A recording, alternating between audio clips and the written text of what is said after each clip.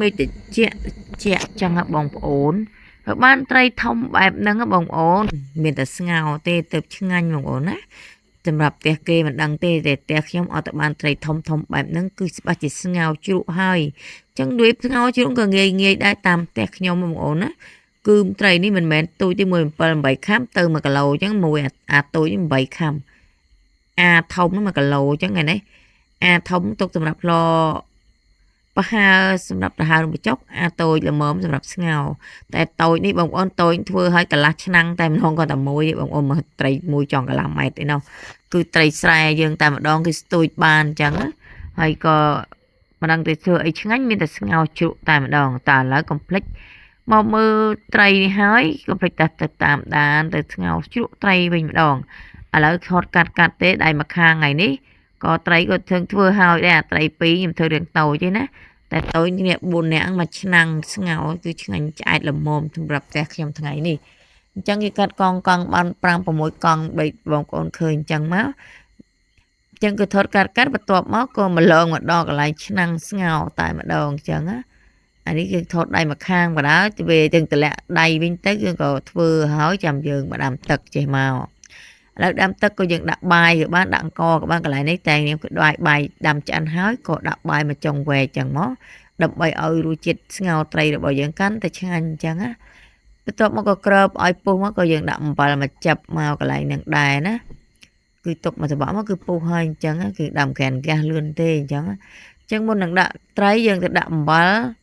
ហើយនឹងប៊ីចេងតែមកក៏លួចដាក់ស្ករបន្តិចតែស្ករសបងប្អូនណាទម្លាប់ដាក់ក៏ដាក់បងប្អូនណាមិនទម្លាប់ដាក់មិនបាច់ដាក់ក៏បានដែរសម្រាប់ស្ងោរត្រីតែខ្ញុំទម្លាប់ដាក់អញ្ចឹងបន្ទាប់មកគល់លក្រីរំដេងលក្រូចម្ទេសចំនួន1គ្រាប់ដាក់ឲ្យចូលចិច្ចជាតិមកពុះទឹកពុះដាក់មកទៀតមកនឹងបងប្អូនពេលសឡធ្វើឲ្យឆ្ងាញ់បងប្អូនសម្រាប់សឡអីក៏ដោយទោះតែទឹកពុះចាំបងត្រីឬក៏បងសាច់ចាំបងប្អូនទៅត្រីទឹករបស់យើងនឹងវាអត់ឆ្អាបបើបងប្អូនឃើញទឹកពុះតិចរាប់តិចគេតែបងបងបងប្អូនសម្លរបស់បងប្អូនហត់ទៅទឹកខុសរសជាតិបងប្អូនគឺរឿងឆ្អាបអញ្ចឹងគឺត្រីធំត្រីសាច់ជ្រូកធំសាច់ជ្រូកអញ្ចឹងបងប្អូនគឺក្បួនកលឹះស្លមួយបងប្អូនណាគឺចាំឲ្យទឹកឲ្យពុះចាំយើងដាក់គ្រឿងមកពុះទៀតចាំយើងដាក់ត្រីដាក់សាច់អញ្ចឹងតែម្ដងឥឡូវពុះបែបនេះទៀតហើយគឺពុះតែពីពុះគឺឆ្អិនតែម្ដងហើយនៅថែមជីនាងវងឬក៏ខ្ជាអាណាអីចឹងមកតបមកដាក់ក្រូចឆ្មាទៀតគឺរសជាតិស្រេចគឺងាយស្រួលទេបងប្អូនប៉ុន្តែបើបងប្អូនមិនចេះស្លវិញទឹកសម្លនេះគឺឈុំឆ្អាបត្រីតែម្ដងអញ្ចឹងក៏លើសស្លបងប្អូនចាំទឹកពុះចាំបងត្រីអញ្ចឹងឥឡូវឆ្អិនបែបនេះហើយដល់ម៉ោងស្រក់ទឹកមាត់ហើយណាបងប្អូនដល់ម៉ោងញ៉ាំបាយហើយថ្ងៃនេះញ៉ាំបាយអស់2ចានតែម្ដងជាពិសេសអង្គថ្មីយើងទុនជាមួយអាស្ងោរត្រីក្តៅគឺឆ្ងាញ់មែនតែម្ដងហើយបងប្អូនហើយគឺហូបហើយមានកម្លាំងព្រឹសជាពិសេសត្រីធំបែបនេះហូបហើយធ្វើឲ្យយើងមានកម្លាំងពលំតែម្ដងឥឡូវធ្វើការដាក់ខ្ជីណាបន្តិចមកគឺអូខេបាត់ទៅហើយក្រូចឆ្មាមកចនិតមកបែបហ្នឹងមកគឺជូរស្រស់តែម្ដងជាតិទៀតហើយថ្ងៃនេះបងអូនហើយចឹងក្បួនធ្វើនេះគឺងាយស្រួលតែរសជាតិឆ្ងាញ់កប់សេរី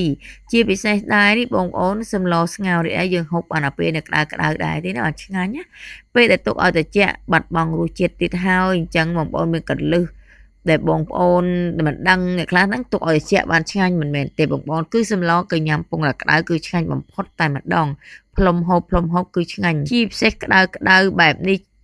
ហត់ទៅបែកញើសខ្ញាយតែម្ដងបងប្អូនណាមិនបាច់ទៅហាត់ប្រាណឯណាតែឲ្យតែបែកញើសគឺស្រួលខ្លួនដេញជាតិពុលពីក្នុងខ្លួនតែម្ដងហើយបើជាញ៉ាំហើយគឺអត់ហាវទេបងប្អូនគឺយើងមានកម្លាំងតែម្ដង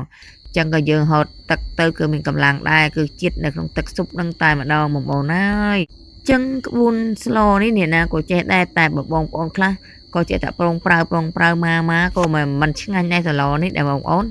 ចឹងយើងត្រូវធ្វើឲ្យមានក្បួនមានຂ្នាតវាទៅចម្លយើងឆ្ងាញ់គ្រប់មុខតែម្ដងជាពិសេសនោះ